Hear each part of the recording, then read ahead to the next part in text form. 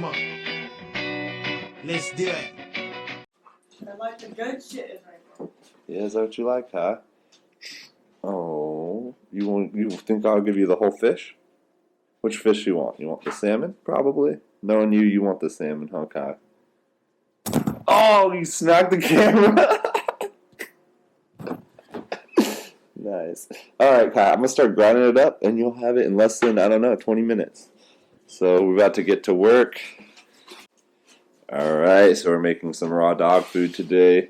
I know you guys want me to talk about the ingredients. That's what I get questions on all the time. This is one of the first time we're doing a ground raw meal, so you'll be able to see what we put in it. And afterwards, you won't be able to tell what's in it, so it's a good idea to tell you what's in it. All right, so here we have some mackerel pike, which is high in omega-3s and omega-6s. And then, of course, everyone knows the salmon. This is a pink salmon, not a sockeye, so it's a little smaller, but it's going to do just good for these guys. And then there's a sheephead fish. And over here we have chicken feet, which is a lot of glucosamine, which is great for joint health. If you want to find things with glucosamine, there's a lot of shellfish, but you got to be careful with that. Mainly New Zealand green mussels is what people use for that, and stuff with cartilage. So even the joint bones and stuff like that, that's where you're going to find a lot of glucosamine naturally occurring. And here is liver, which is, of course, is essential to any raw meal. You need at least 5%, 5 to 10%, depending on the way, what type of meal you're doing. So, right here we have sweet potatoes, carrots, and a couple cucumbers.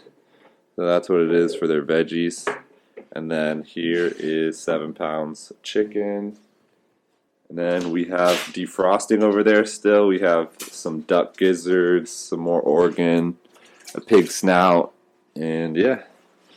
That's what we got today. We have another salmon sitting over there in the bag. We just don't have space for it, so time to get to grinding. All right, check it out. So far we've got some carrots and mackerel pike, all the stuff we didn't have to chop up. But now we have to chop up some stuff to make it fit through here. All the guts are still in there. Yeah. Well, they clean them out of the important guts. The nasty ones. I know, Kai. So yeah, if you guys want to see this thing in action, I'll put a sweet potato through. Sweet potato goes through like nothing.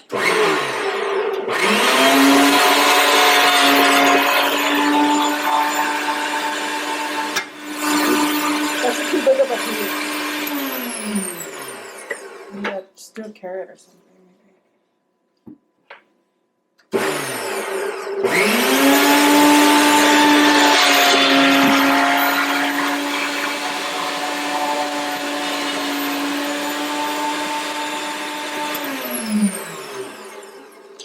Oh yeah, when using our meat grinder, you might be tempted to use one of these finer things, but that's going to put a lot more strain trying to get your processor to break through it unless you got some really high-end processor.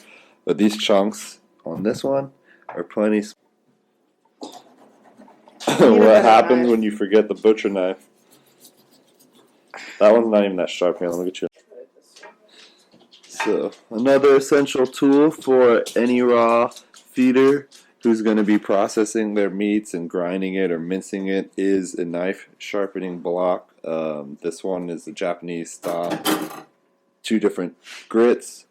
So you have a finishing grit and then you have a starting grit. This is the finishing grit. So once you sharpened on the orange side, the 1000, you switch to the 6000. And it's a whetstone. Obviously you don't do it with chunks of meat on it. But yeah, and then also never leave a knife like this in your sink if you have dogs anywhere near this size, because they hop up in here, plop their paws in here, and stick their snout looking for something. Even if they're the best trained of dogs, if they're smart enough, like a Doberman, they'll sneak up on you and try and pull some stuff when they have the opportunity. So if you're not going to clean the knife instantly and put it somewhere safe where they're not going to mess with it, you got to put it somewhere you know they're not going to get to it at least. Is it on? Mm-hmm. Alright, so now we're weighing one out for Kaya. So we're going to start out with a drumstick. ½ pound. This is our fish veggie mix. No, not yet. the salmon, mackerel, a little bit of chicken liver, chicken feet. So there you go, getting close to Kai's amount.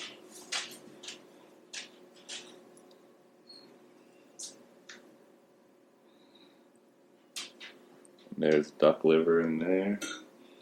And top it off. There you go, Kai's meal. So nice and ready. We just have to put a top on it. And we'll do another Sasha's meal. You hit tear right here, nice and fresh. Find the smallest drumstick I can find for a little Sash.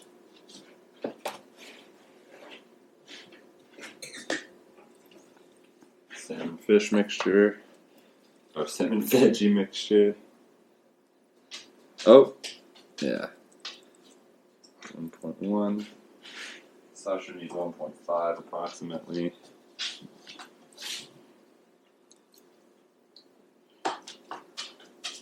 Duck liver. That looks good. Alright, close enough, Sasha. This is actually a reused one from the grocery store, so it's kind of, there you go.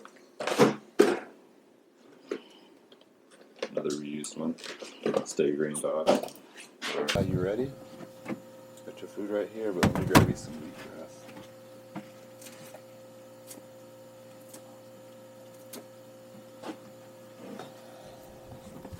Some fresh wheatgrass. Let's go. She actually tries to steal that from me on the regular. And I also have to turn the microphone around for you. Look, I stay.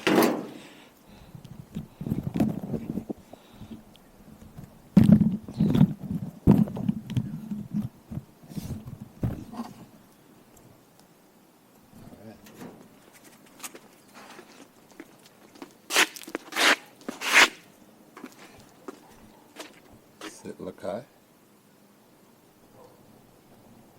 Shake, Lakai.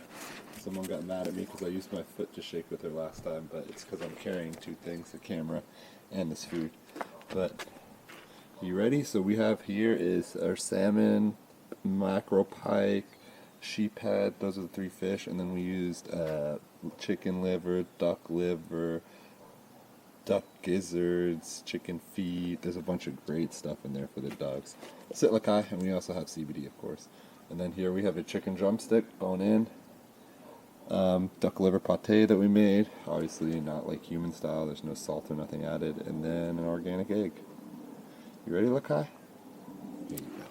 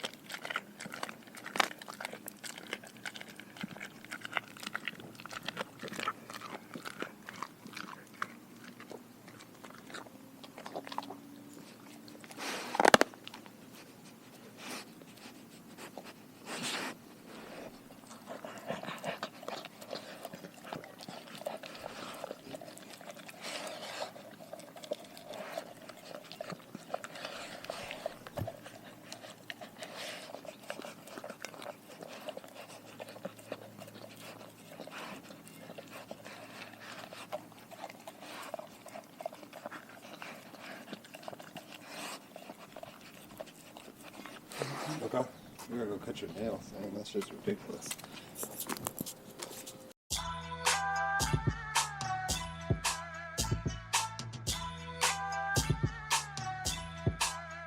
Man, I'm F-I-double-L-M-O-E. I'm like Sea Biscuit, baby, you can bet on me.